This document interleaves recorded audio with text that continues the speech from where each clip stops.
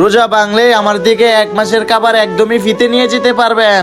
তওবা তওবা, এই লোকটা তো একদমই জাহান্নামী, কারণ এইভাবে বলতে থাকলে কেউ না কেউ তো আসবেই।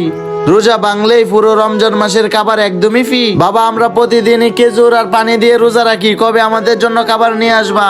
বাবা, আমি তো রোজা রাখার কারণে ভালোভাবে কাজ করতে পারি না, আর যার কারণে টাকাও পাই না আর খাবারও কিনে আনতে পারি না। আমি যদি আজকে কাজ করি তাহলে তো প্রতিদিনের জন্য খাবার নিতে পারবো না। তাহলে এক কাজ করি, আমি রোজা ভেঙে খাবারগুলো নিয়ে যাই, অন্তত পক্ষে আমার ছেলেটা তো খাবার খেতে পারবে। যাই। আর বন্ধুরা, এরপর কি হয় তা তো তোমাদেরকে দেখিয়ে দিব, কিন্তু তা দেখার আগে ভিডিওতে লাইক দিয়ে চ্যানেলটিকে সাবস্ক্রাইব করে দিও, কেননা আমাদের একটা ভিডিও বানাতে অনেক সময় ও কষ্টের ব্যাপার হয়। প্লিজ বন্ধুরা, করে দিও।